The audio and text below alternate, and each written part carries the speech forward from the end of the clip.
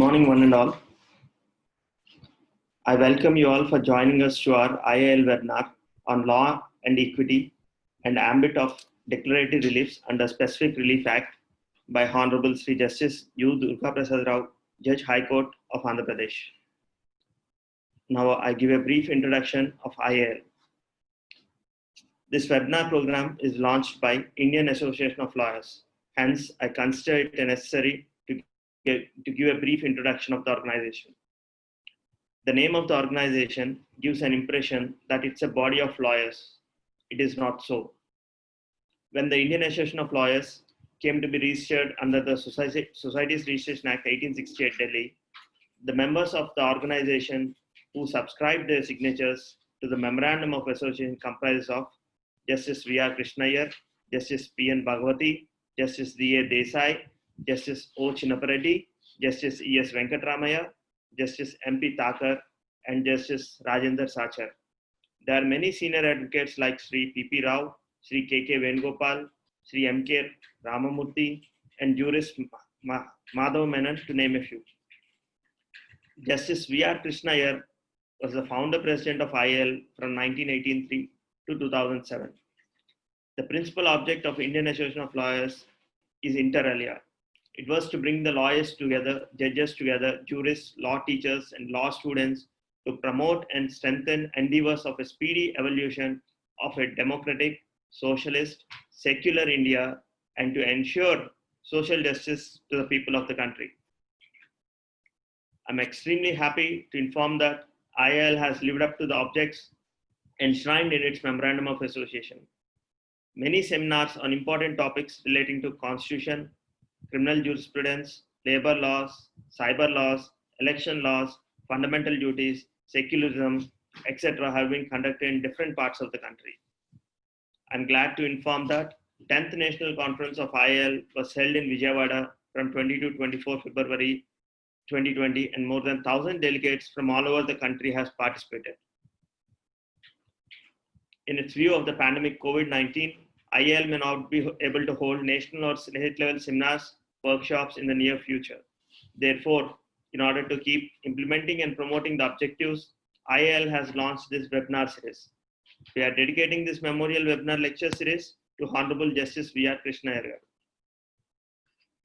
Now I'll just give a brief description of today's our honorable speaker, Justice Sri U. Durga Prasad Rao Garu. He was born in an advocate's family on 12/8/1962. His parental grandfather, Sri Upmaka Narayanamurthy, was a reputed lawyer and Satvadini in Parvatipuram, Vijayanagaram district. His maternal grandfather, Sri Voleti Kameshwar Rao, and his brothers, Sri Sitaram Murthy and Sri Lakshmoji Rao, were also lawyers. His wife, Srimati Perindevi, and father-in-law, Sri A. Narsimham, are also lawyers. After completion of law, he joined in the office of maternal grandfather, Sri Voleti Sitaram Murthy, in 1986, and is practiced in Parvatipuram, Bobbili, Vijayanagaram, and Srikakulam district. He has done his LLM in Constitutional Law, Crimes and Torts, and has selected as Additional District Judge, Direct Recruitment in 1998, and held different posts including Principal District Judge, Karimnagar, Kurnool, Additional Director, AP Judicial Academy, Registered Judicial, Central Project Coordinator, and many more. He is elevated as Additional Judge of High Court of Andhra Pradesh and sworn in on 23rd October 2013. He is appointed as Judge High Court of Judicature at Hyderabad for the state of Telangana and the state of Andhra Pradesh, and assumed charge on 2/3/2016. Now, I hand over the platform to Honorable Sri Justice Durga Prasad Rao Garu for his eminent words.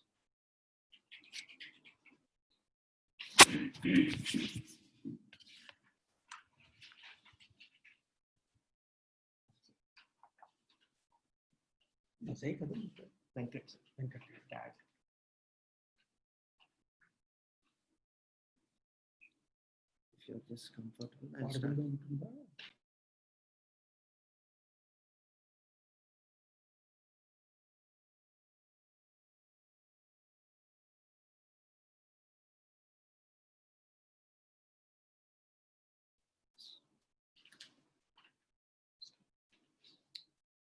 Thank you, Venkat. Good morning, viewers. while commending the job done by the Indian Association of Lawyers in organizing many programs for upliftment of and enrichment of the knowledge of the lawyers in the field of law, jurists, and also the judges, and also paying tribute to the living legend and legal luminary, Justice V.R. Krishna here. We begin our today's assigned topic. As all of you know, the topic assigned to me by the IAL is Law of Equity, Scope and Ambit of the Declaratory Reliefs under Specific Relief Act.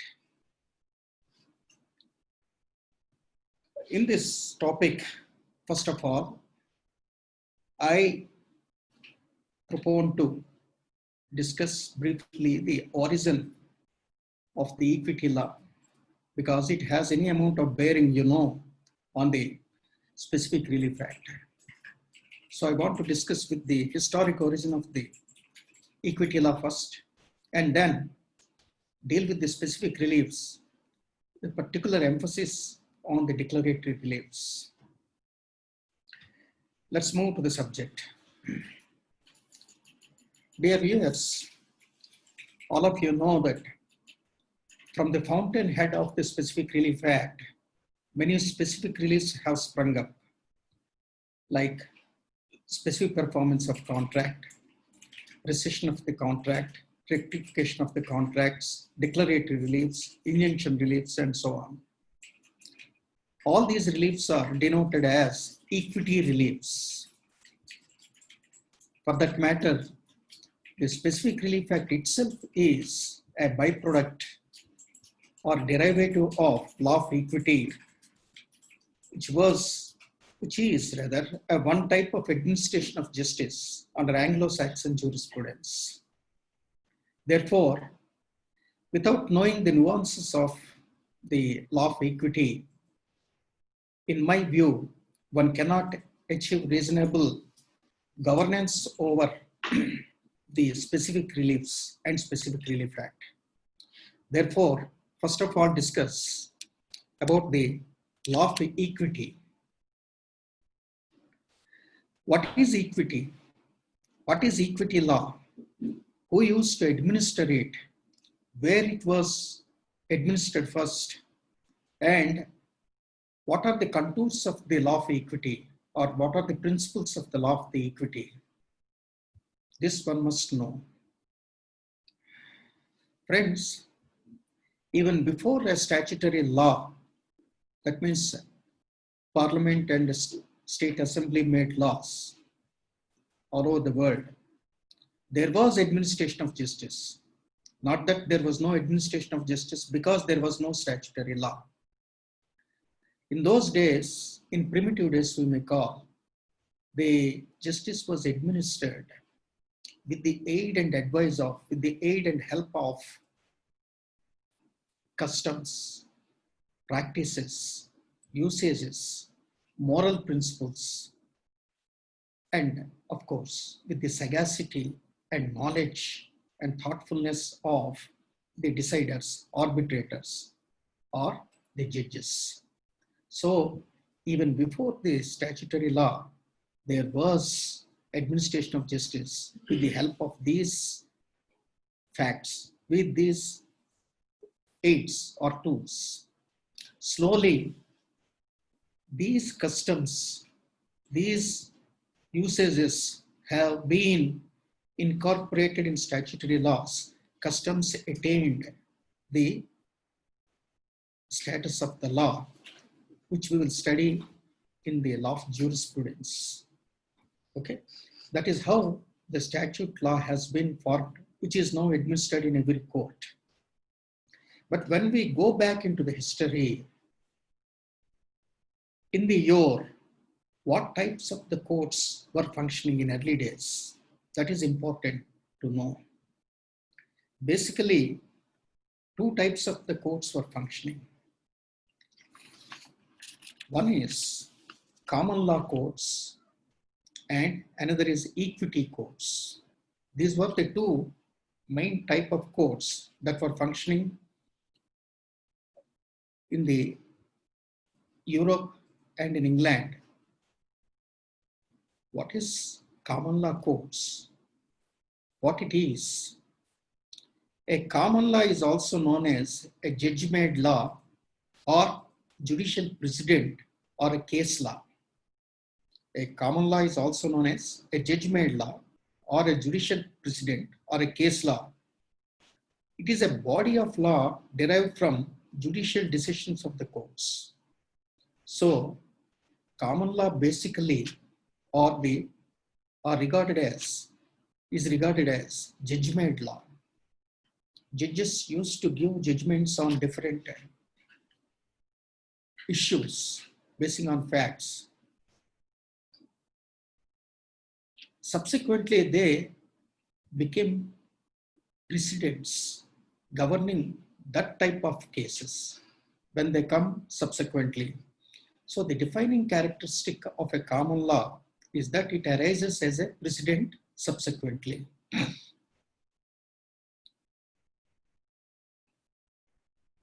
More vividly, in the year when there was common law courts does not mean that the statutory law was not followed. When there was a statute on a particular issue or a subject, statute used to be followed. But when the statute was silent on a particular issue, particular list, or interpretation of statute was at variance between the two litigating parties, then how that issue was resolved?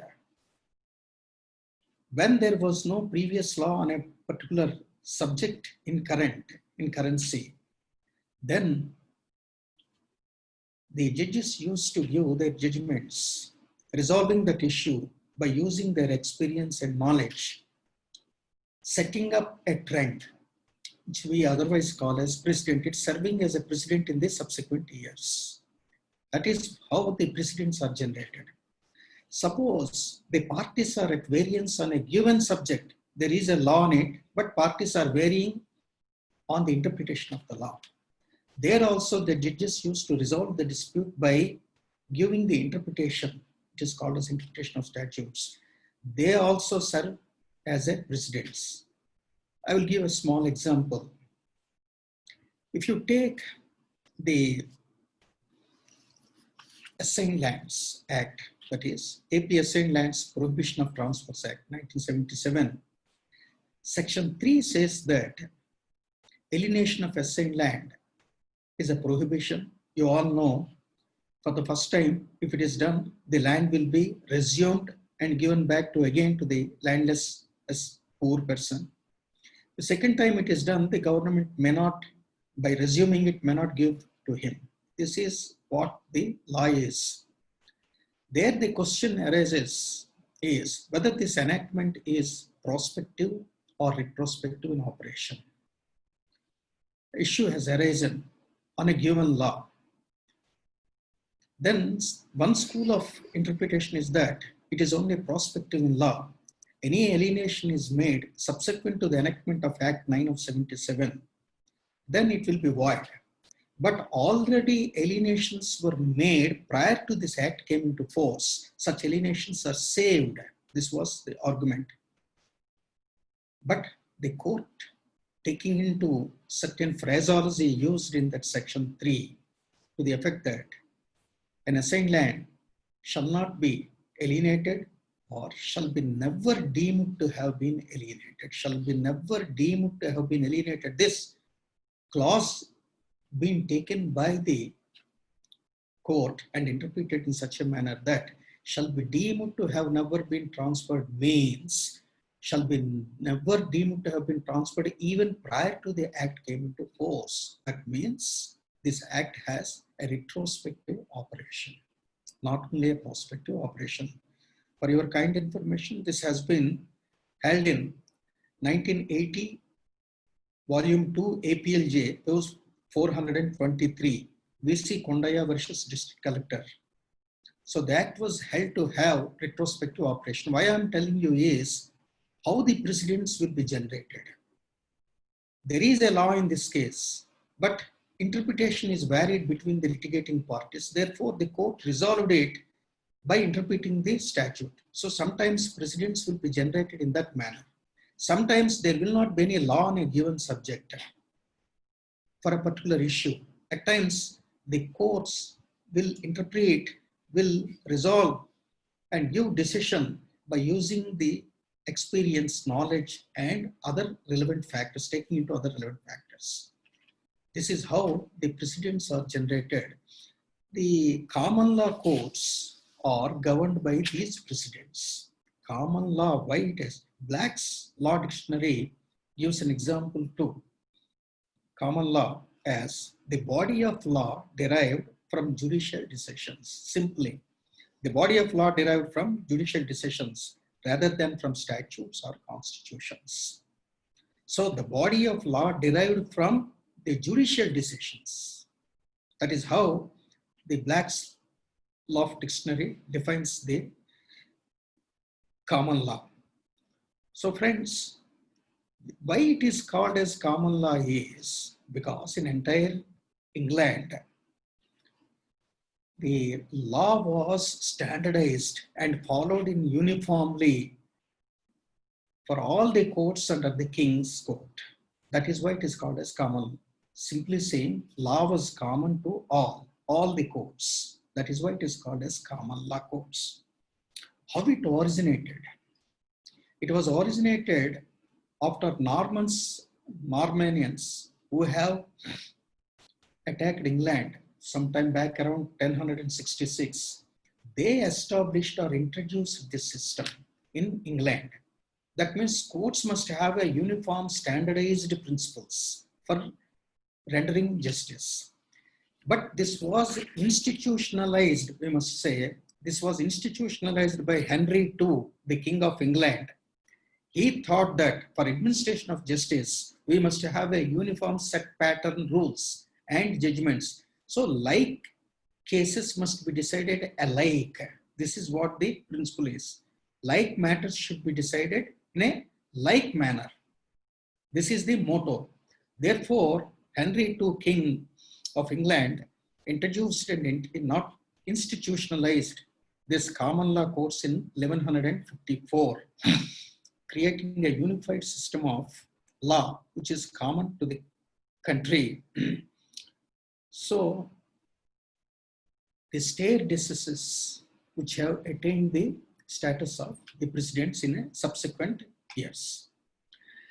When we think of the common law courts and law of precedents, we must pay tribute to three famous judges of the England. They have done a lot for the law of precedents, which is now being followed in almost all the colonial countries of the erstwhile British Empire, including India. The three judges are, first one is Henry D. Bracton. The Henry D. Bracton was the judge who used to write all his judgments in a notebook. Subsequently, suppose today he has decided a partition suit. What are the issues arose? In what manner he decided? Tomorrow he decided a declaration suit. Day after tomorrow he decided in another suit. He used to note and make a record of his judgments. So in future, if he gets a similar type of case to be decided, looking into the past experience and past judgment, he used to decide the same with ease. That is how he prepared a record of the judgments, his own judgments. And he also propagated like things must be decided in the like manner. Then came two more renowned judges. They are Edward Coke. Edward Coke also was the Chief Justice. Later he served as a parliamentarian also, very well-known figure. So far as British judiciary is concerned, he prepared a treatise called as the Institute of Laws of England, Institute of Laws of England in 17th century. In this treatise, he very well delineated the law of precedents, how they originated, what is their value, etc. Then came the third judge, Sir William Blackstone. He is also very well known for his acumen, legal acumen, and he prepared a commentary called as Commentaries on Laws of England in 1765. He also wrote about the law of precedents, common law courts, etc. So these three judges whom, to whom we have to pay homages for giving us a vivid account of the common law courts on one hand and law of precedents on the other. You will find in Lord Denning's book, What Next in the Law? What Next in the Law is the book in which Lord Denning has given an account of these three well-known judges. You may find in that book. So friends, this is what called as common law courts or precedent-oriented courts, judgment law courts. Now come to the second set of courts. I already told you in the beginning that there were two types of the courts, isn't it, prevailing in the British regime. One was common law courts and second one is equity courts, which is more relevant and germane for our discussion now. What is equity court? When common law courts were prevailing for a considerable period, and the judges used to decide the cases, current cases, with the help of the previous judgments, taking them as precedents, slowly there arose some sort of dissatisfaction. And also a criticism has been generated. A blind adherence to the precedents without looking into their factual relevance to the current cases is not good. It will not help for development of new law. This is what the jurists have criticized. Yes, correct, isn't it? When law is a law, you all know that it is not a static one. It is a dynamic one. It has to change. It has to metamorphosize with the needs of the society. Otherwise, we would not have had this many number of the laws as on today. So the criticism was a blind adherence to the previous judgment and incorporating the same and present case without looking into whether factually that case is, facts are at least similar to the present case or not. It is like present day, we may call it cut-paste theory. So this was the criticism. And also there was another application problem. Common law courts mostly in property laws, that is specific relief, I am telling, specific reliefs or injury to property is caused. They were giving only relief of damages rather than giving the specific performance of a contract. Suppose two parties entered into a contract and contract was breached at the instance of one party and other party went to the court in a common law court. Most of the times, the common law courts used to give the judgments alternative prayer, alternative relief, that is damages, even though the parties, at least in many cases, were entitled to the very specific performance itself. This has caused a lot of uproar among the litigant public in England, and petitions after petitions were sent to the king. There should be a relook is necessary so far as common law courts is concerned. The practice followed in common law courts is concerned. There must be an alternative method of administration of justice is required. Was the appeal made to the king? Because looking into the past, in the past judgment, only damages was given. The same is incorporated here. Though by facts, this man, the plaintiff before the court, is entitled to a specific performance of the contract itself. This caused so much of loss to the party, though he won the case. So the king thought that yes, the time has arisen for introducing an alternative and equally efficacious type of administration of justice. He called his chancellor, like an advisory minister. Look, chancellor, this is the problem. What is to be done? Administration of the justice, not only basing on the blind adherence, blind following of the previous judgments, you invent an alternative method. Then the chancellor and king sat together with the help of some other jurists, and they decided, yes, we should start another equally efficacious type of administration of justice called as equity. Doing equity. Equity court should be set up. What is this equity? What is this basis on which the equity court should function? Let us pause for a moment and know ourselves, first of all, what is equity? Equity means fair play. Equity means basing on the morality. Equity means rights founded on the natural law. We don't require any judgment law. Suppose a person is moving in front of our house. He is walking with so weakness. It looks he had no food for 3 or 4 days. As a law, under law, you are not obligated to provide him food, but morality requires that you should offer him something to eat, isn't it? This is what called as natural law. So the equity runs on the platform of moral law, natural law, which is not provided or which is imperfect expression in the common law. So they wanted to develop a system of law which works on the equity, taking into the equities. Equities means taking into the realities and facts into consideration. That is where the discretion, using the discretion, we call it as discretion. For example, I will give one example. You all know in Transfer of Property Act, Section 53A has been incorporated, isn't it? Doctrine of part performance. A person contracted to purchase a property, particularly immobile property, from a person and entered into an agreement which was written into in a written form, and he has performed his part of the contract to a larger extent or completely, and he is ready to perform his remaining part of the contract also. And in pursuance of that contract, he has obtained, most importantly, the possession of the property, and he is in possession. Though in this backdrop, though he has not obtained a regular document, that is registered sale deed, the law says that, law of equity says that merely on the ground that he did not obtain a regular sale deed, his possession should not be disturbed. His possession should be protected.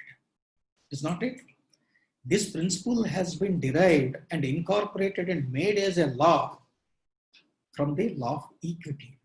It is an equitable principle. See, that is why law of equity called as an agreement to sell holder is an equitable title holder.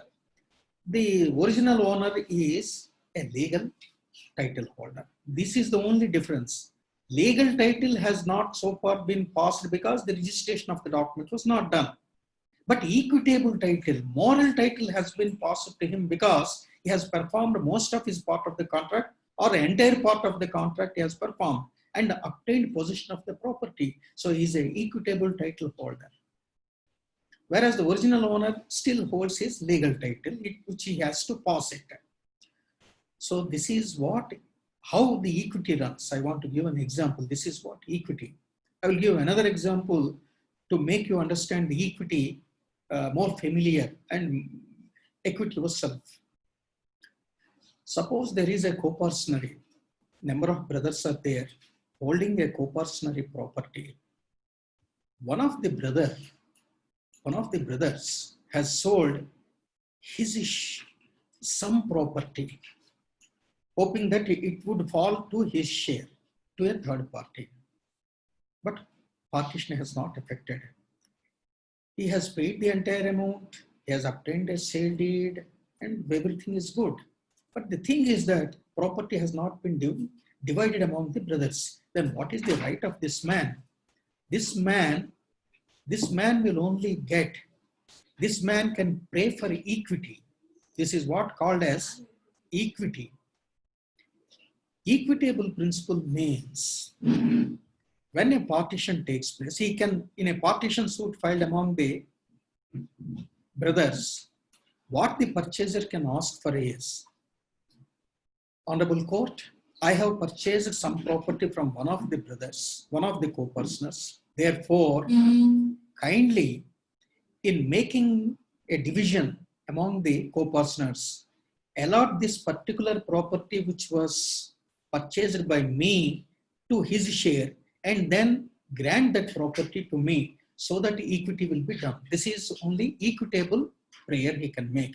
He has no legal right because he purchased a property in an undivided status. You all are knowing that until partition has taken place by metes and bounds, no co-partner can assertively state that this particular property is mine. This is the law. But against that law, he has purchased it from one co-partner and paid the amount also. Should he suffer? Legally, he may not have a right, but equitable ground, on the equitable ground, what he can request is, during the course of partition, he can request the court, the Honorable Court may allot that particular property to the share of that particular co-partner who has sold that property to him.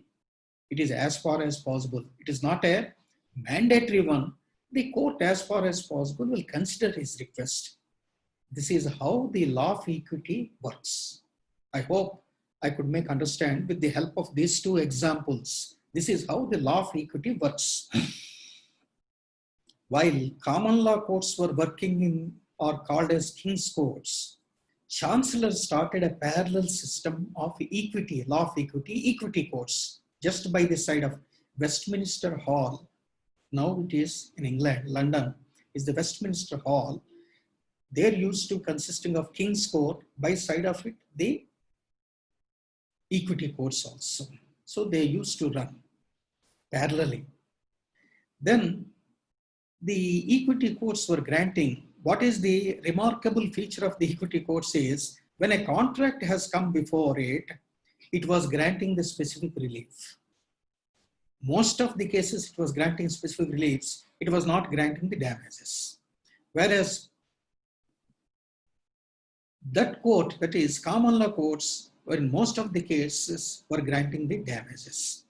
So equity courts were granting the specific relief, considering the eligibility of the party. In due course, certain equity principles were generated.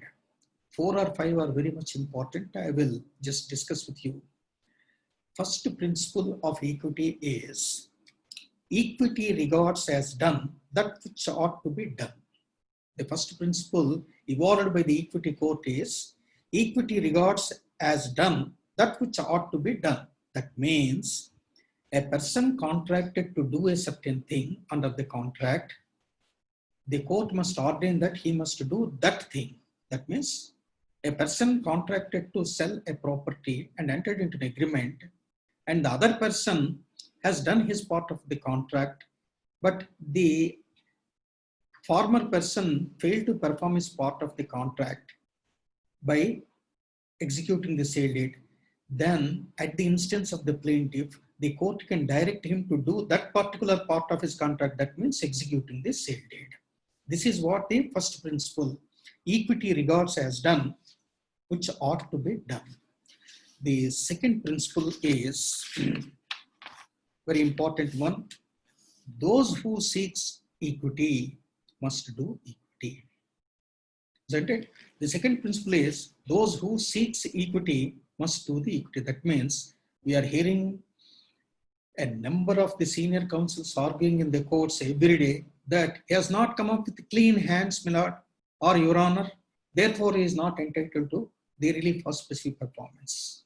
Is not it? What is the basis for this argument? This is the basis. This is the basis means he has not come up with clean hands, he has not performed his part of the contract, he has not done his equity. He is on a moral platform, he cannot stand, therefore he cannot ask for any relief. So those who seek equity must do equity. Means to claim an equitable relief, first of all, the person who is asking for the equitable relief perform his part of the duty or his part of the contract. The well-known example, which this principle has been metamorphosized into a statute law under section 16C of Specific Relief Act, which clearly says that, section 16C, for your kind information, I may read. Section 16C, specific performance of a contract cannot be enforced in favor of a person who fails to prove that he has performed or has always been ready and willing to perform his essential terms of the contract, which are to be performed by him, other than terms of the performance of which has been prevented or waived by the defendant. So, in substance, those who are seeking the equity must do the equity. This is the second principle. Third principle is equity will not suffer a wrong to be without a remedy. Suppose if you have equity on your part, you have performed your part, you have no drawbacks on your part, in your case, this is a clean slate, then you should not suffer injustice. Is one of the principles which is otherwise called as ubi jus ibi remedium. Ubi jus ibi remedium means where there is a wrong, there must be a remedy for you. A wrong is done to you and you are right in all respects, then you should not suffer any injury. There must be a remedy for you. That is what ubi jus ibi remedium. This is the third principle. And the fourth principle, equity follows the law. You may entertain a doubt. Equity means everything is the discretion of the court only. No law is being followed. That is not the issue. Equity courts do also follow the law wherever the law is there. But along with the law, wherever the discretion is to be shown basing on the factual circumstances, the court can exercise its discretion. That discretion or leverage is given to the equity courts, but subject to the person who seeks equity passes all these rigorous tests. Understand? So equity courts also follow the law, but at the same time, they will also apply the equity principles wherever it is quintessential. This is, or where there is no law on a particular aspect, then equity prevails. Then the next principle is delay defeats equity. This is most important on the limitation aspect. You may have a good case for you. You have all the equity on your behalf, but you did not knock the court's door within the reasonable time frame as fixed by the law. Then the equity will be defeated. The delay will, your own delay will defeat the equity. Delay means not the just non-approaching, but a latch on his part, negligence on his part, sheer negligence.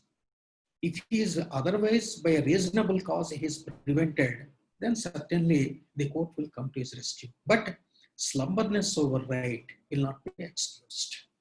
So in that case, the delay defeats equity principle will come into force. So these are some of the basic principles on which the law of equity or equitable equity courts used to function.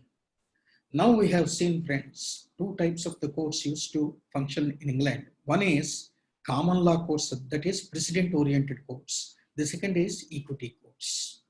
These two used to function parallelly, then started a friction again.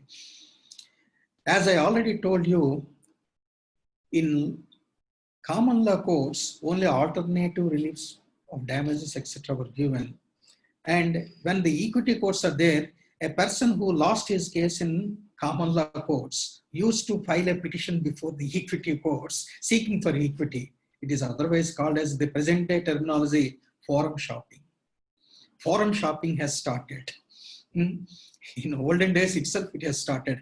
When a person lost his case, a person who has not got the specific performance of contract in a, what you call, common law courts, who has defeated over there, again filing a petition before the equity court.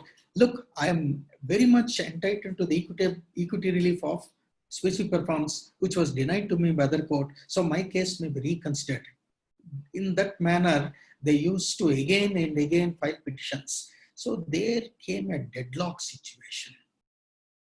Two courts running parallelly, the same issues are litigated again and again in between the two courts. Some sort of pandemonium occurred. to resolve this, what has been done again is a amendment was passed. Chancery Amendment Act was brought into force, or this act was also called as Lord Cairns Act. Lord Cairns Act, 1858. Some sort of balancing between the two types of the reliefs. What was done there is, equity courts are given power to grant specific reliefs as well as damages. So in suitable cases, it has to grant. Similarly, the other courts also. In that manner, it was balanced between the two courts, and the two courts prevailed, and the principles which have been given precedents, we are following in now statutory courts, and also the equity principles are also we are following in our courts. So that is what the origin, historic origin of the law of the common law courts and equity courts. Now come to the Specific Relief Act. We are now dealing with the Specific Relief Act. I have told at the beginning that Specific Relief Act itself is a derivative of law of equity, isn't it? I told you the Cairns Amendment has come into force in 1858, and in the year 1877, the first enactment on Specific Relief Act was introduced. Specific Relief Act was introduced in India in 1877. It is one of the procedural laws. The first Specific Relief Act was introduced during the British regime in 1877, and it was drafted, for your information, it was drafted by Whitley Stokes and revised by the law member Sir Arthur Hobbs. It was introduced in India 1877. So most of the provisions were taken from New York Civil Code 1862. This is what about the history of 1877 Specific Relief Act. Of course, it has come into force on 1/5/1877, and it consisted of 57 sections. Later, in the year 1963, the old act was repealed and new Specific Relief Act was introduced, Act 47 of 1963. Of course, 2018, recently we got another amendment that is a different one. But most of the period, 1963 Act has prevailed. There are different specific reliefs which are provided on this Act, as I told earlier. One of the reliefs is declaratory reliefs, which is subject matter of our discussion. Friends, declaratory relief is also one type of Specific Relief Act. Is also one type of equity relief, because Section 34 says that, Section 34 deals with the declaratory reliefs. It tells us that a legal status or right to property can be claimed by a party, and the court may in its discretion grant it. So it is not a mandatory one, rather it is a discretionary relief. Therefore, on the platform of equity, the court can grant even a declaratory relief. That is why declaratory relief is also one type of equity relief. What Section 34 says is, a declaratory relief, the substance. A declaratory relief is basically two types: declaration of legal status of a person and declaration of right to property. What is the declaration of legal status? The legal status may be his relationship, his legal character. A legal character is otherwise called as legal relationship. A declaration of relationship like wife, children, adoptive children, etc., date of birth, office, caste, etc. These are all coming under the declaration of legal status of a person. His status as that of, for example, one person may file a suit that I am the adopted son of so and so, therefore I'm entitled to a share in his property. This is calling for granting a legal status. A woman may file a suit that I am the legally wedded wife of a so and so, seeking for a declaration. Another person may file a suit that I am the trustee of a particular trust. I have an appointed trustee, legal trustee to act upon. He may file a suit. So, seeking for a legal status. Then, what is the second one is, of course, you know, declaration of right to property. In respect of a property, one person may claim a right and he can file a suit. So, these are the two basic types of reliefs one can ask for under section 34.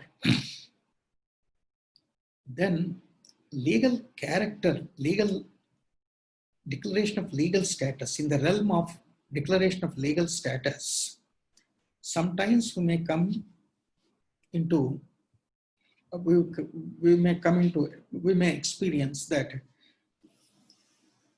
whether seeking for a relief of declaration of date of birth, whether a civil court can grant a declaration of date of birth is one of the issues. In 1987, to LLJ, page 462, the Karnataka High Court has held that though civil court has jurisdiction to declare the date of birth of a person, but or alteration of age of government servant, but that cannot be taken and relating to his conditions of the service. A declaration of date of birth, you may ask in a civil court, but that relief you cannot, on the strength of that relief, you cannot ask for change in the service conditions. This is one of the judgments in this regard. So far as our High Court is concerned, AP High Court is concerned, in Nadupur Sanyas Rao, he was a judicial officer, I may tell you, Nadupur Sanyas Rao versus High Court of Andhra Pradesh, Manu AP 0204 2002, equivalent 2002, volume 2, ALD, page 460. While he was an advocate, he filed a suit for a declaration that his date of birth is so and so, but not so and so. The decree was granted. Later, he entered into service. His date of birth was wrongly mentioned in the service records also. Then he requested the High Court to change his date of birth by virtue of the decree, which was denied. Ultimately, he fought, and the division bench of the High Court held that, see, this declaration was originally filed, suit was filed, not seeking for any relief of service oriented. That was done long back. Now only he seeks for amendment in this one, so it can be granted to him. That was the gist of that decision. But overall, when you look into it, generally date of birth declarations will not be granted by the courts to change or an effect into the, to affect the service conditions of a particular person. Then comes the question whether a declaratory suit can be filed for declaration of a caste of a particular person as such is again a question. We have a number of judgments on this aspect. The first one is 1996 Supreme Court cases, volume 3, page 100. Shivagor Das versus Zonal Manager FCI. The apex court held that the civil court has no power except to give effect to the notification issued by the president, and in the light of constitutional scheme, civil court has no jurisdiction under section 9 to declare the caste of a particular person as such. This is what held by the Supreme Court. The second judgment in that row is AR 1997 Supreme Court, page 1199, State of Tamil Nadu versus A. Guruswamy. AR 1997 Supreme Court, page 1199, State of Tamil Nadu versus Guruswamy. The apex court observed that by virtue of the declaration of the President of India under Article 341 and 342 of Constitution, the civil court's jurisdiction under Section 9 CPC is barred, again in similar lines. So the Supreme Court consistently held that caste declaration certificates, caste declarations cannot be granted under the power of Section 9 by the civil courts. Then, in Dharmana versus Deputy Commissioner, the High Court of Karnataka engaged with the question whether a civil suit is maintainable for declaration that plaintiff belongs to a particular caste. In this case also, following the Supreme Court's judgment earlier, Guruswami's case has held that the court cannot grant such a relief, but he has to approach concerned authority earmarked under that law. He can approach the District Caste Verification Committee and seek relief in accordance with law. That is what observed by the Karnataka High Court. So far as AP High Court is concerned, AP state is concerned, friends, you may keep in mind that there is an enactment, AP Scheduled Castes and Scheduled Tribes and Backward Classes Regulation of Issue of Community Certificates Act 1993, by virtue of which a separate committee has been earmarked under that enactment. The concerned person can approach for granting the certificates, and all types of issues can be decided by virtue of that enactment. So this is one type. Then another important facet of declaratory relief is whether a simple declaratory relief can be asked for. We will find in Section 34 itself is that a proviso has been given in Section 34 that when the party can claim, in addition to the declaratory relief, any other reliefs, and he did not ask for, the court may not grant the mere declaratory relief. That means it is like an order to rule to bar type, where all the reliefs sprung up from one set of cause of action. He has to seek for all reliefs in one suit, a comprehensive suit, but not fragmenting his reliefs. So Section 34 says that when he can ask for any other relief which can be connected to the declaratory relief. If it is not connected to declaratory relief, he may not ask, and mere filing declaratory reliefs, mere asking for declaratory relief is not a problem over there. For your comprehension, I may give a judgment. Vinay Krishna versus Keshav Chandra, AR 1993 Supreme Court, page 957. The Supreme Court held that in a suit for declaration of a property where plaintiff was not in exclusive possession of the property, failure to claim relief of possession will bar the suit for mere declaration. Suppose a person who claims for declaration and he is not in a possession of that property, he ought to have asked possession also coupled with declaration. A simple declaratory suit in that instance is not maintainable, was held by the Supreme Court. Then another one is, another important decision is whether a purchaser under agreement to sell can protect his possession under Section 53 Act against the third party purchaser if his right to specific performance is time barred. Right to specific performance is time barred, but he wants to protect his possession. Of course, it is in the category of injunction. He can protect his possession against the third party by claiming injunction.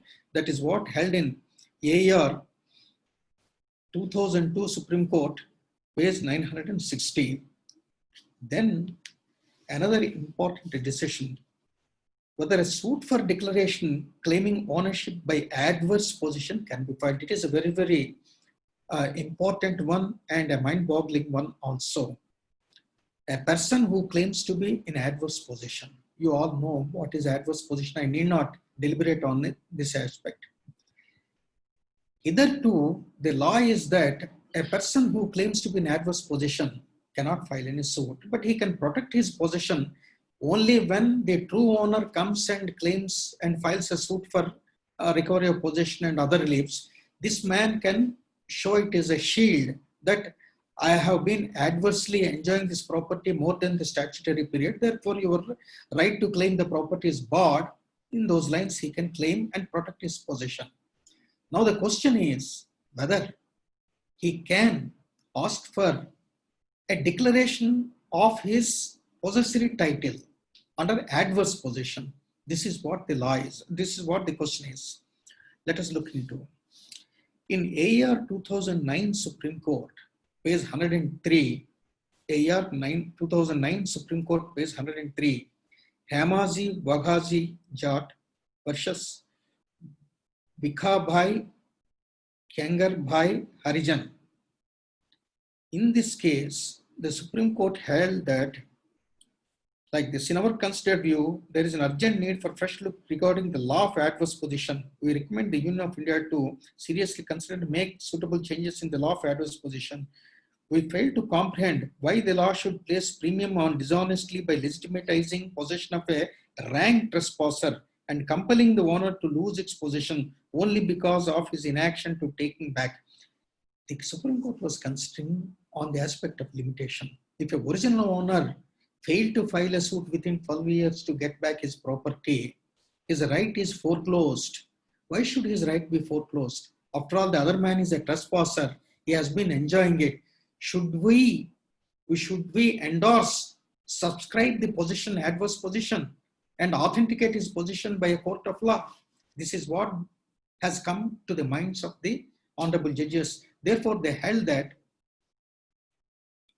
a long a discussion has to be done by the legislatures as to whether the 12 years period limitation should be retained or should be taken away. In essence, what they held is a trespasser cannot file a suit. That is what it has been held.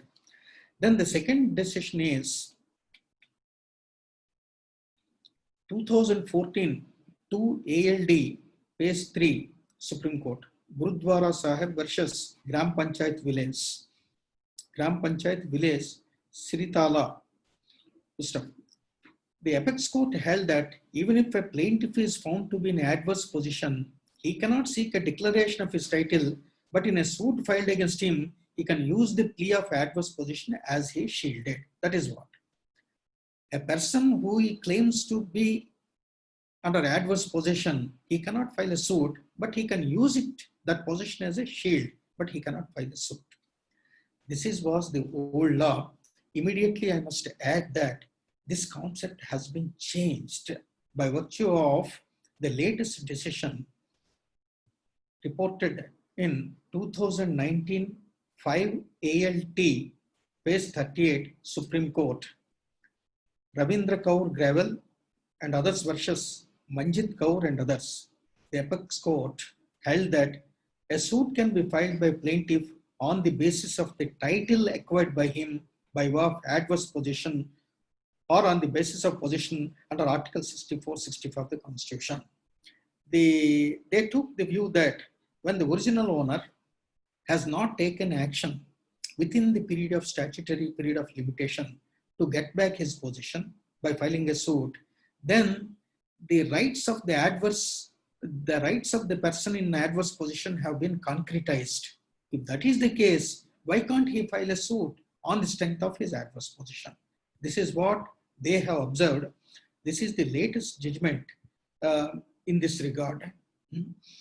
So friends, these are some of the issues touching the declaratory reliefs. Any issues or any interactive questions you want to pose, we'll try to discuss for about 15 or 20 minutes.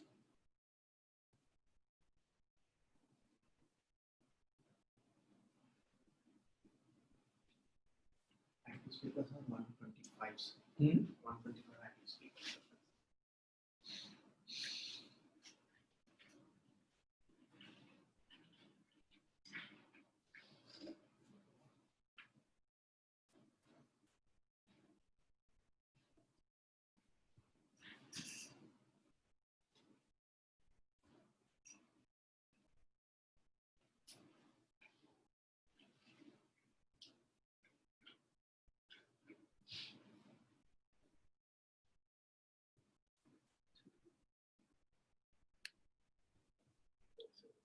Ramendra Kumar Biswas was state of Tripura and others. Please explain about this case.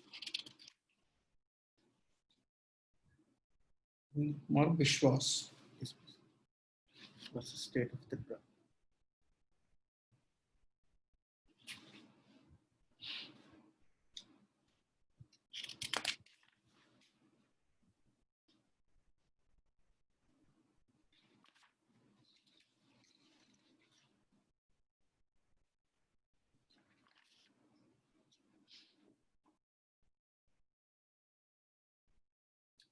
Ramendra Kumar, state of Biswas. One of the participants has been asking to explain the purport of the decision Ramendra Kumar Biswas versus state of Tripura. I'm sorry, I do not have readily with me that decision. Therefore, it is not possible for me to readily interact. Can he cite the citation so that Ramendra Kumar will try to get it? We'll come back to you if I can get the decision within our interactive time. Ramendra Kumar Biswas versus state of Tripura. You may please bear with me.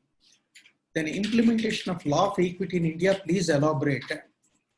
Another participant advocate or the viewer is asking, yes, that is what I have been discussing with you, learned friend. Law of equity has been implemented in the form of, see, if you find the specific relief act for granting injunction, it is a discretionary relief, isn't it? Whether the plaintiff has come up with clean hands or not, whether the plaintiff is showing his prima facie title at least and possession, whether he is not a trespasser and claiming the possession, what all these are, they are nothing but the equity principles. On the touchstone of equity, the court is considering it. Another example, even if a person is entitled to specific relief, Section 20 says that specific performance causes any amount of hardship to the other party, the court may reconsider whether or not granting the specific relief. So equity principles are very much followed in India is concerned, particularly you will find in special performance suits and other associated reliefs in specific relief act. Any other? Q&A also.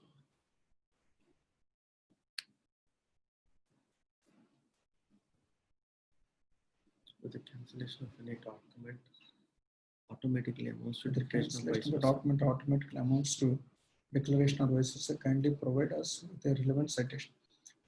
Please enlighten us whether cancellation of a document automatically amounts to declaration or vice versa.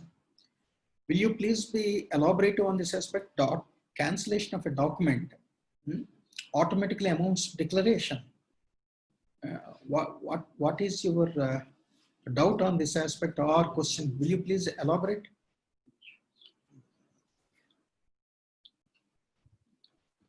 I'll just talk to them if they want to. Mr. Sridhar, good morning. Do you have any question?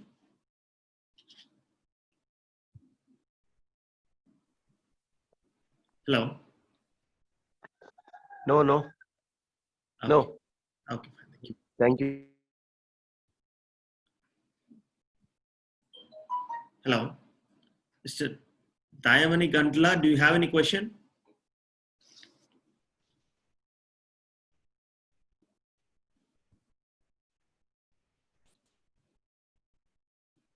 Cancellation of document. Sure. Cancellation of document. Short. Hello. Yes, you're audible. Someone is asking whether a cancellation of a document, where is that from?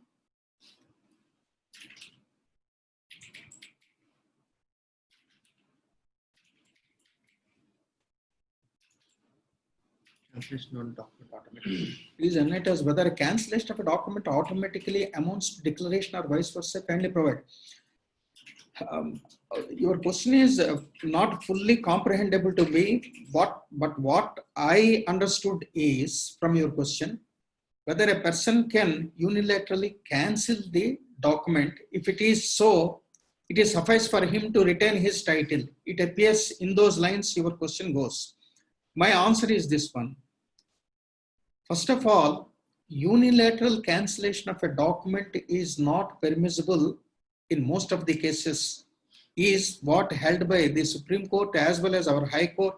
Recently, 2 or 3 honorable judges, latest one is by Justice Sitaramurthy Garu.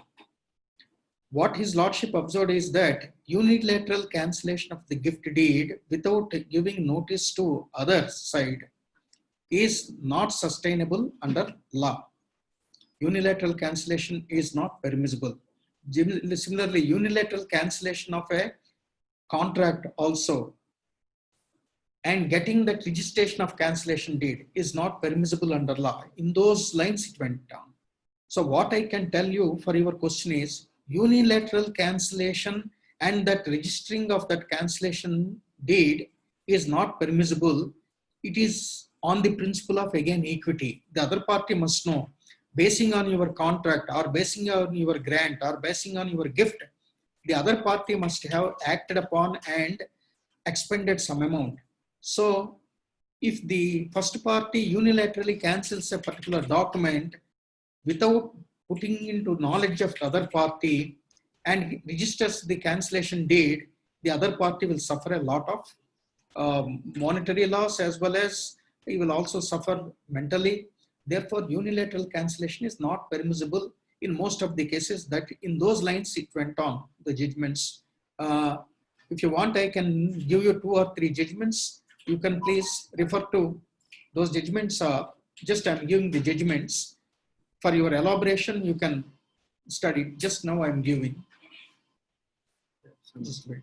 Please wait. I'm giving the judgments with regard to how unilateral cancellation of the judgments is not, unilateral cancellation of documents is not permissible under law. I'm giving a printout. I'm getting a printout on that aspect. Recently, I also happened to give a judgment basing on this principle.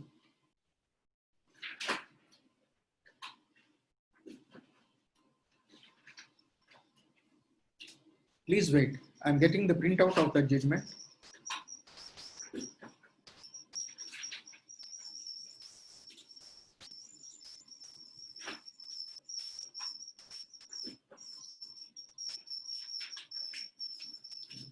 Seven questions.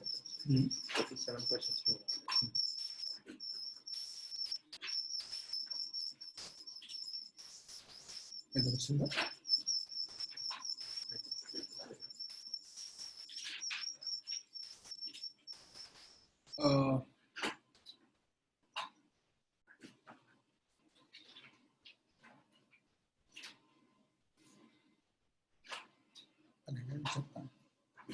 వచ్చినంతవరకు ఇవ్వండి,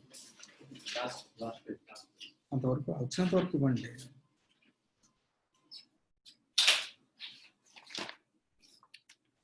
Yes, viewer has been asking whether unilateral cancellation is permissible. There is a ticket of decisions 2012. For your kind information, 2012, 1 ALD, page 90, it's what held by the High Court of Apex Court observed that unilateral cancellation of a sale deed, in that case sale deed, unilateral cancellation is deprecated by the Supreme Court. You cannot unilaterally cancel a sale deed which you have already earlier executed and getting registered that cancellation deed.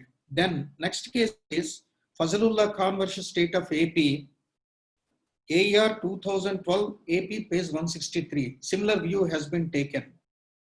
Then we have again another decision 2019 2 ALT page 290. Kolli Rajesh Chaudhary versus State of AP. Gift settlement deed. In this case, a gift settlement deed is involved. Unilateral cancellation of gift deed and registering that cancellation deed.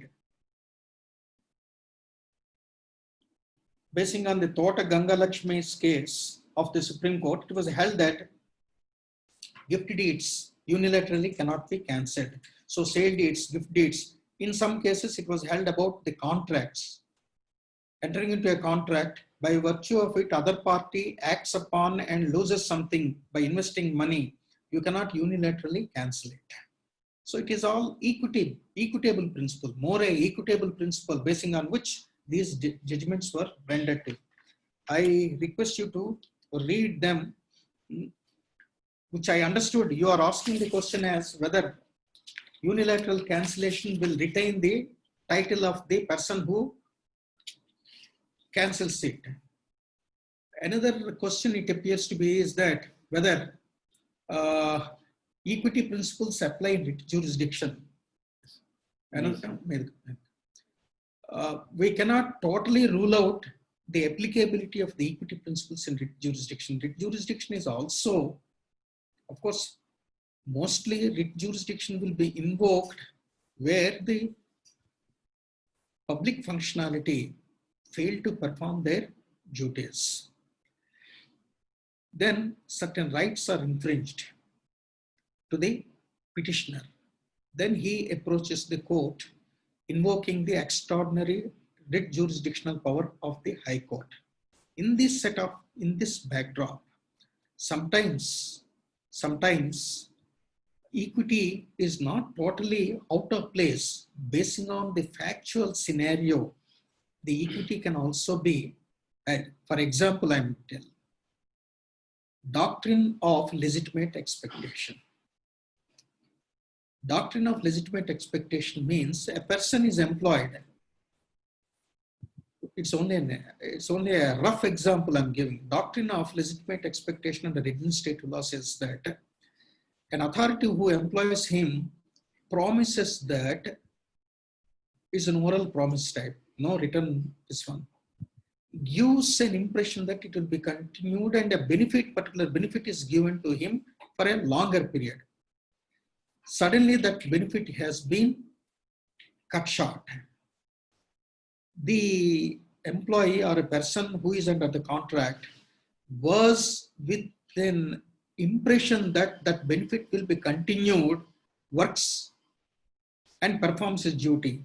If suppose it is suddenly that benefit is taken away, then he has to suffer a lot.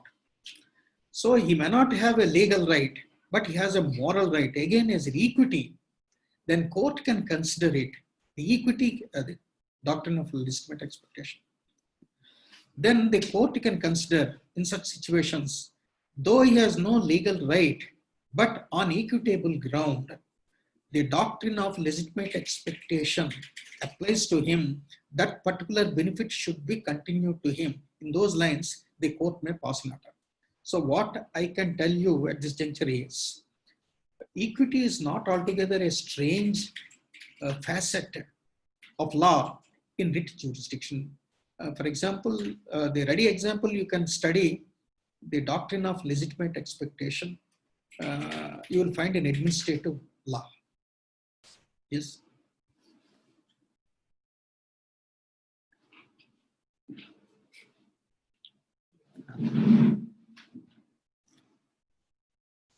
Can decree be sought passed for equitable relief of recovery of possession without challenging the sales made by the guardian of minors without permission of the court? Can a decree be sought passed for equities, relief of recovery of possession without challenging the sales made by the guardian of minor without permission of the court? Some viewer has asked a question whether a decree or equitable relief of recovery of possession without challenging the sales made by the guardian of the minor without permission of the court. I must tell that the question has many facets. The question is not a straightforward one because it can be interpreted in any manner. For example, the guardian happens to be a natural guardian. The property sold is the share of the minor co-partner in the co-partner property. Then without the intervention of the court, for the benefit of the family, he can alienate it is the law. So the question must be straight one. For the purpose of this question, what we can take it is, there was a legal guardian there. That means not natural guardian. legal guardian sold the property not for the benefit of the minor. After minor became major, he came to know that his property was sold away for the vices, let us say, vices of the guardian, without any necessity or benefit of the minor guardian. Then in such a case, the question is, without seeking for cancellation of those documents, setting aside those documents, he can ask for possession. In my view, he cannot. He has to necessarily ask for what is the ground on which he is seeking possession. The ground on which he is seeking possession is that the guardian has acted detrimental to the interest of the minor. Understand? By selling away the property, he acted to the detrimental to the interest of the minor. This aspect he has to prove it. Therefore, there must necessarily be a relief, couched in the form of a declaratory relief. The sale deeds were void enough. Void because they were against the interest of the minor. So, in such a case, the declaratory relief should also be there. Simple asking for recovery of possession will not do.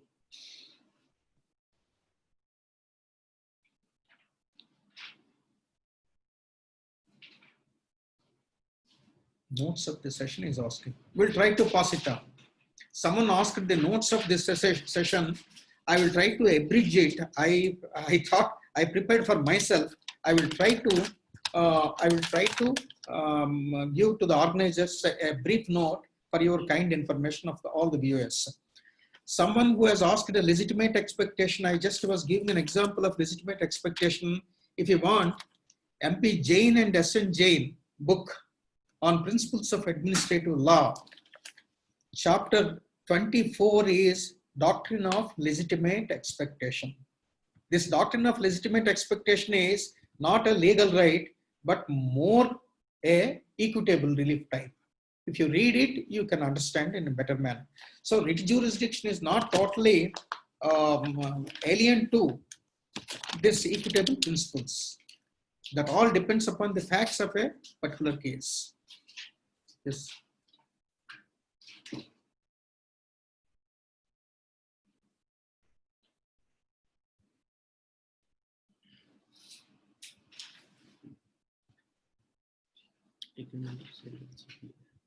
Sir, what about agreement to sell with the GPA, General Power of Attorney?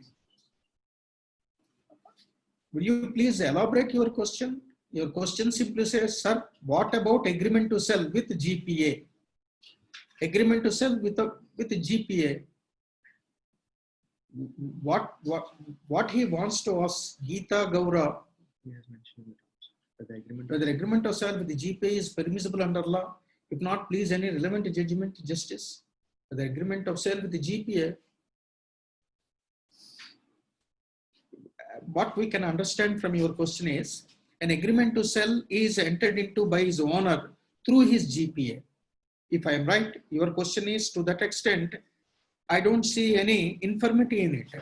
An agreement to sell can also be entered through our GPA. Why do you think that it is with the GPA it is not admissible, or have you come across any such a decision? In our practicing days, so many times we have filed the suits and faced the suits also, as a agreement to sell was entered into through the GPA. Even sale deeds themselves are entered into through GPS. General Power of Attorney is conferred on a particular person to execute a sale deed on my behalf. That is a valid document. If your question is further elaborative one, I may able to. Contract was taken place at that time, 1 purchaser and 4 sellers, but obtained only 3 persons' signature, but 1 person's signature not obtained. Now they're claiming the right. What can I do? My client yesterday. Straight questions we cannot answer. Pending, please, any hypothetical questions are purely legal type of questions. It seems it has arisen in a particular matter. It would not be appropriate or apposite for me to discuss on this aspect. Please excuse me.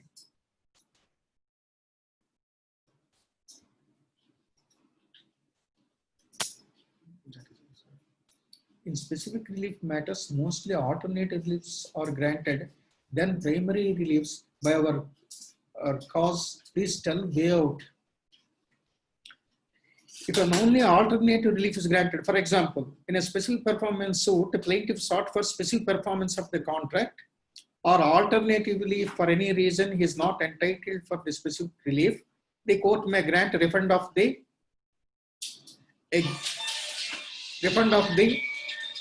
amount advanced, etc. The court only grants the alternative relief. If the plaintiff feels that he is entitled for very specific relief itself, he has a right of appeal, that's all.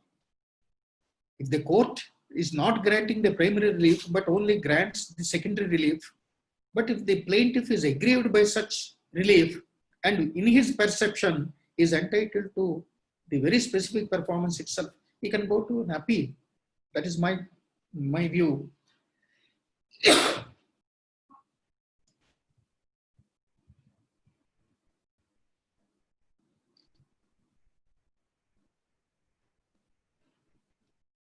Can the first wife and son of the first wife claim a share his father's? The question is about can the first wife and son of the first wife claim a share of his father's property and share in the retirement amount? Why you entertained a doubt as to they cannot claim? If the facts are only this much, first wife is there. First wife is, if she is a legally wedded wife, she is the only recognized wife under the law. And her son, he will be a legally wedded, born out of a legally wedded marriage. He is the son. Both under general law, they are entitled to claim a share of father's property. Naturally, they can file a suit for partition also. If your question is this much only, I can say that they have a right to file a suit for partition. So far as deceased's share is concerned, they can also claim retirement benefits. I do not see any obstruction for them. Next. Can a decree sought possibly for a court of possession?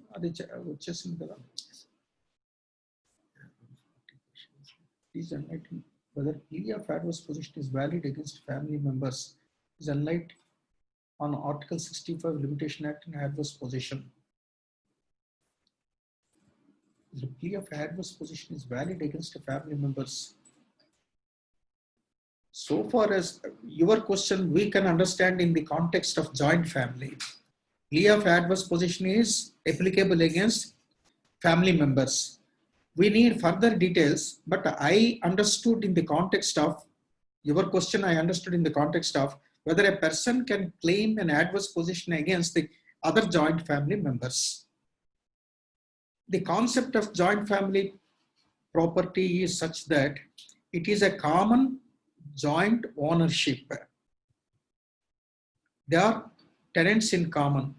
Therefore, all of them are deemed under law to hold it jointly.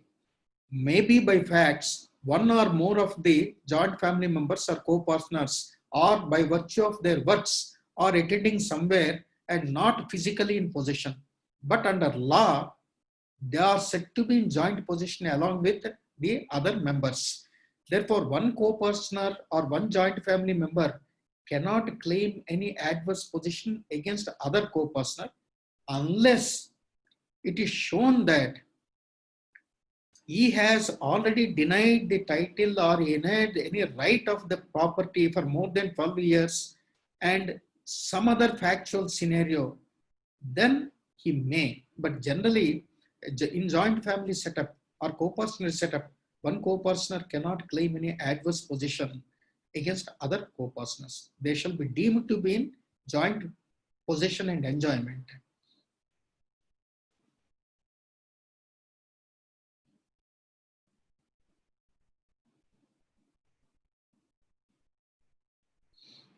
Is made without title. Will it become a nullity automatically, or the actual owner required to approach a court of law for declaratory relief? Not necessary. In my view, if a person without having any right executes a title, executes a deed in favor of some third party, original owner has two choices. The first choice is he can just ignore it. he need not file any suit. He may file a suit to avoid future complications, because if possession, the criteria in such a situation is possession. If suppose the original title holder is in possession of the property, he can just ignore the sale executed by the other person in favor of some third party. But suppose the original title holder is not in possession and some other person executed a title sale deed in favor of some other person and possession also given, then in such a situation, he has to file a suit for cancellation of the sale deed and also for recovery of possession. It all possession centric. I mean to say, if possession is with him, he need not file any suit. He can just ignore that sale deed, because the person who executed has no title. He has executed document which is void, but possession is also delivered by him.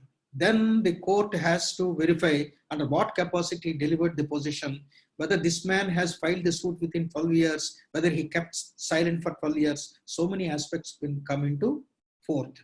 Therefore, in such a situation, in my view, he has to file a suit for declaration and also possession. Yes.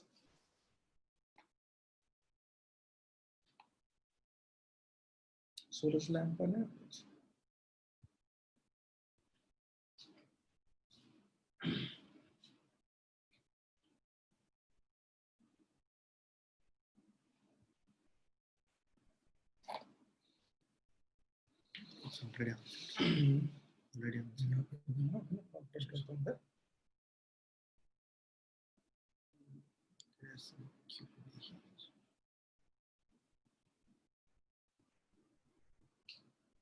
ಅದೇ Ravindra Kumar ಜಿಜು 1998 supplement 3 SCR ಅದನ್ನ ಹೇಳಿದ Ravindra Kumar Ramendra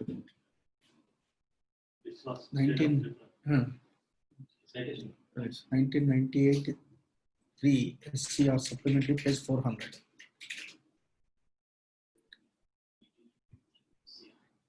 SCR 400.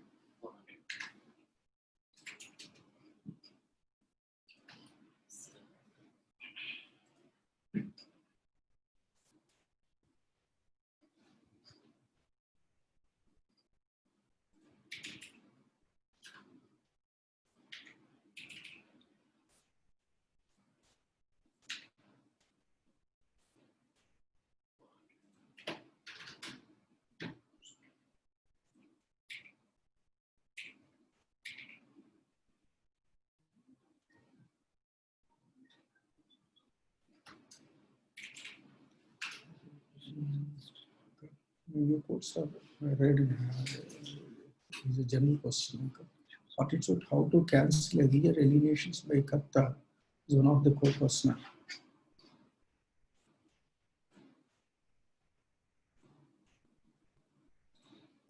Some question is put as to in a partition suit, how to cancel earlier alienations of the Karta who is one of the co-partners. Before asking that one, you must carefully consider the rights of the Karta. Karta is given a special status among the co-partners in a co-partner, isn't it? Karta can alienate the co-partner property or joint family properties for the welfare of the joint family or for minimal needs of the joint family. In such a case, the alienations made by the Karta during the joint status are saved. The alienations are very much saved. It is only in rare cases where the allegation is that the Karta for his vices sold the properties, alienated the properties without there being any benefit involved in for the joint family. Then in such a case, the parties may have to add the parties who have purchased the properties. The burden will be on the persons challenging that sale deeds. They have to seek for cancellation of the sale deeds. This all depends upon the factual scenario, whether the Kartas executed the sale deeds for the benefit of the joint family or only for sheer vices. This will be a question of issue that will be involved. Yes.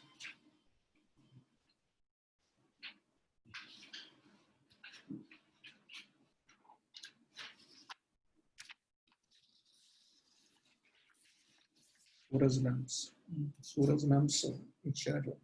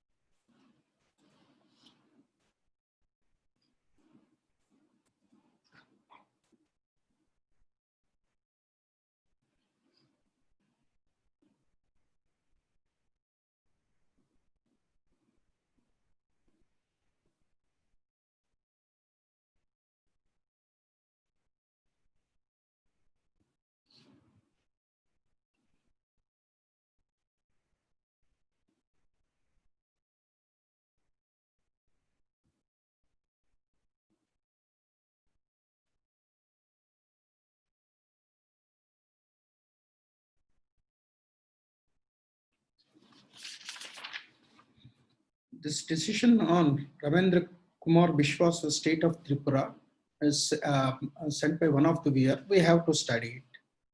But it is in the constant context of, instead of attending CCA rules under departmental inquiry, he filed a suit. In that context, it was held that in all the service matters, not necessarily the civil court's jurisdiction is vested. Yes, readily. The fundamental principle on which civil court's jurisdiction is vested or not under section 9 is like this. Fundamental principle. Whether a special law has been created for granting a special relief. I repeat again. A special law or special enactment has been created for giving a special relief. And for granting such special relief, a special forum is also created.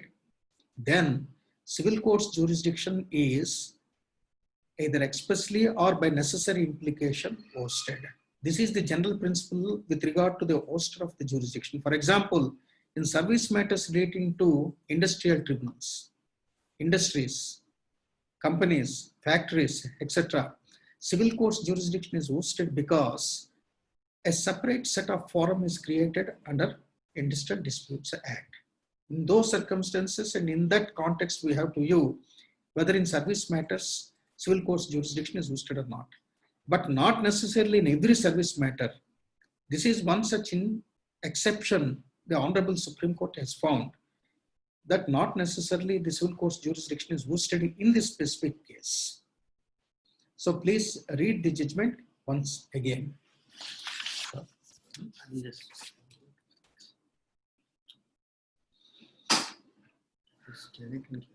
Thanking you all.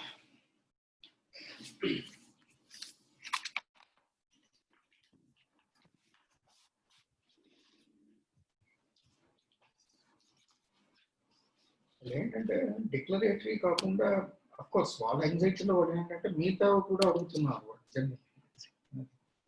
On behalf of the IIL, I thank Honorable Sri Justice U. Durga Prasad Rao Garu, Judge High Court of AP, for being a privileged speaker on our webinar series. I thank IIL President R.S. Chima Garu and all national secretaries, Muralidhar Garu, Rohit Garu, P. Prabhakar Garu, and Chalsa Ajay Kumar Garu for providing the means and enabling to conduct the IIL webinar. I thank all the advocates and participants who have joined IAL webinar in making this a grand success. Thank you, one and all.